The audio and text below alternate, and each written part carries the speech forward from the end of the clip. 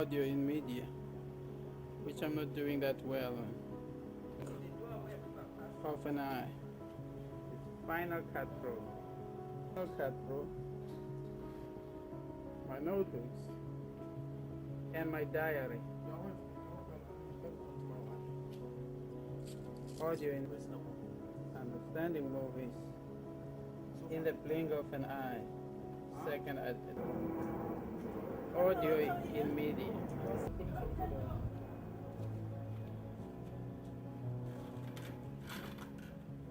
In this heat of summer 2008, I decided to work outside because my room don't have no air conditioning. There is no central heating in the sanctuary. So I sit out here and I study my book. The first book I like is called In the Blink of an Eye. It's written by Walter March. It's almost about editing. And the second book I like very much. It's Understanding Movies. As a filmmaker, you have to know a lot of movies and to be able to analyze their mise-en-scene.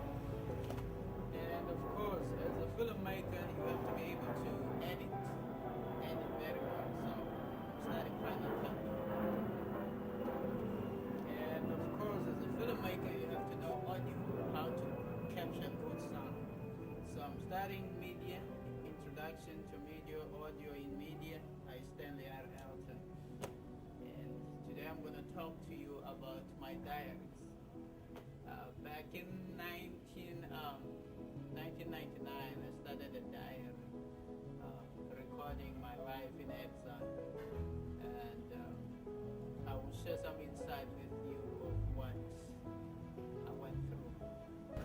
It's the 15th no, it's the 17th, it's Sunday, the 17th of August 2009. Yesterday I showed you a little bit about myself, and today I woke up and I went to church, and the church started at 10 a.m. and I was at church all morning until 3 this afternoon. From 10, 11, 12, 1, 2, 3. I was in church 5 hours. And this evening, I'm expected to be in church too, beginning from 7 until like maybe 10 p.m. And yet I have to study. I have to study my book. I have to study this book on audio. I have to study the book on, and also I have to do my homework on what, write a treatment of what my movie is going to be about. I write the synopsis of what my movie is going to be about. I am contemplating on doing something on autism. You know, as you know, my son is autistic, and I'm also contemplating on writing something on the other documentary I've done about the Malcolm X drum circle. God hasn't given me any inspiration yet on what I should really write about or what the movie is about. There's so many things, like for example on my son's documentary, I don't know whether to write about seeking cure for autism or the struggles that I had to go through, or his mother had to go through taking care of him, or do an observational documentary where nothing is said really other than to expose the system, the failures of the system, and how hard it is to cope with a mentally challenged child when you don't have any support from the city, and doing it all by yourself and with limited skills, no job, as a single parent. So on the 1st of September 2003, I was very depressed, and was somebody who likes to read. I have just finished reading the biography of Pushkin, the Russian Pushkin, the mulatto. And I said, I vow not to commit the same mistake he and countless other writers has done, and their weaknesses towards beauty of a woman, as Dostoevsky has done, and him. And I wrote that day. Like I said, I was very depressed. So I wrote and I said,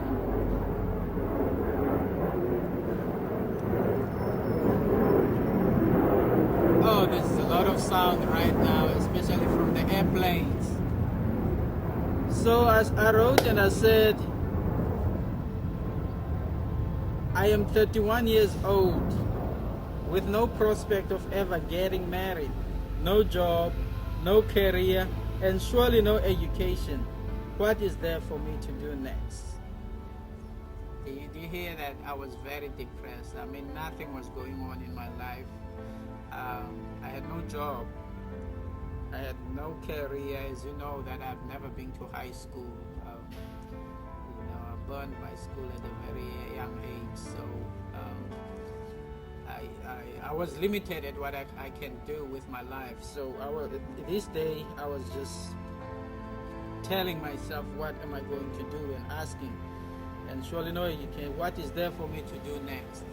So I was contemplating for years, and then my job was just to take out my son to the mall and all around.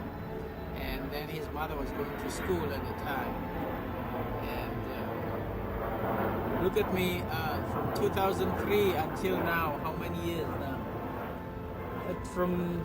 Yes, that was 2003, and now it's like 2008. 5 years later, I'm in New York. And of course, I'm still homeless in New York. I don't have a place to stay, so I have to stay in a church. Thanks be to God. And I don't regret it. Staying to the house of the Lord is better than the shelters I've been in New York City. That's my secret. One day I will tell you the story of where I was in Manhattan at a shelter in life. We will talk about that anyway. So today is Sunday, the 17th, and I'm stuck. I don't know what to write this film about. So I'm going to go to church tonight as expected. But I'm not going to stay throughout the church because I have this work that I have to type. I'm expecting God is going to give me an inspiration of what this movie, when I write the script about and tell them what this movie is going to be about. Like I've said, I have one idea which is on autism, which I have a lot of footages on, and then the next one is about the drumming, the drum circle, and you have seen me in drum circle many times. And the third one is on life in exile. So I will see what God has approved tonight when I go to church, and I'm going to pray hard to see whether He will give me that divine inspiration and say, get out of the church now, go ahead and write this thing, because early in the morning, about 8:15, I'm supposed to surrender it to my professor for approval.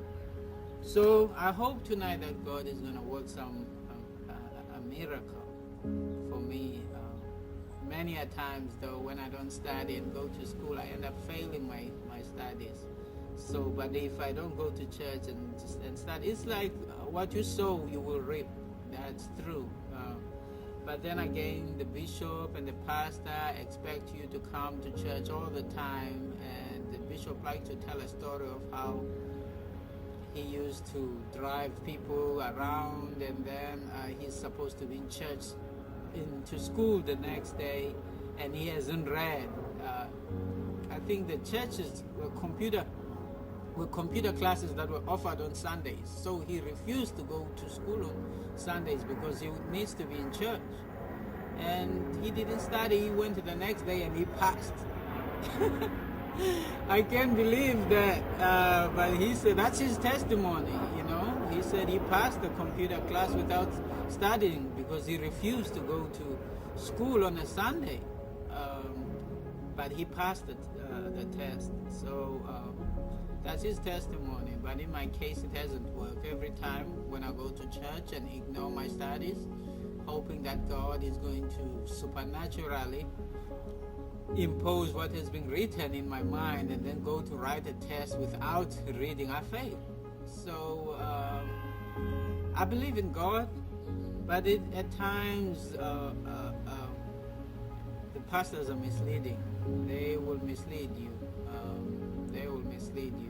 In my experiences, when I follow what they say, I end up failing. So it's that question of following man blindly and not trying to find the truth your own self. And I've always have a problem with following any man blindly. I always want to see with my own eyes. Especially this week, I've been praying and I said to God, he better show me who he is, or otherwise I'm no longer going to pray blindly, because right now I'm in a state of confusion. At times I find that the pastors and the bishops try to act like God. Of course they say they have the power from God, they are ordained by God to be who they are. I don't dispute that. Most of them, they don't work. They work in the church thanks to the offerings and other finances of the church. But for us who have to scrape outside, then we have to be under the whims and caprice, under their mercy. So if you want their disapproval, whereby they shun you, they make you to look like a bad person amongst other people, is that you don't do what they want you to do, then you look bad. Then again it goes back to that thing. It's up to each and every man to follow his conscience. For an example, it's up to you to choose whether you're responsible to your conscience or you're responsible to another man, whereby you're trying to find that pleasing other people is what makes you happy, or pleasing your conscience or following your conscience is what making you happy. Many a times I have followed my conscience and go to sleep well because I followed my conscience. Then again I get the disapproval of man and suffer the consequences. So I try to balance it. Please Bishop on one hand and follow my conscience on one hand. So that's the life here in the sanctuary. For me, as I have said, it's the 17th of August 2007. My life is still going on as an exile and as a homeless in New York while I'm still pursuing my education. I have mosquitoes biting me all over and airplanes flying all over. So as you will hear sound of an airplane all around. Peace.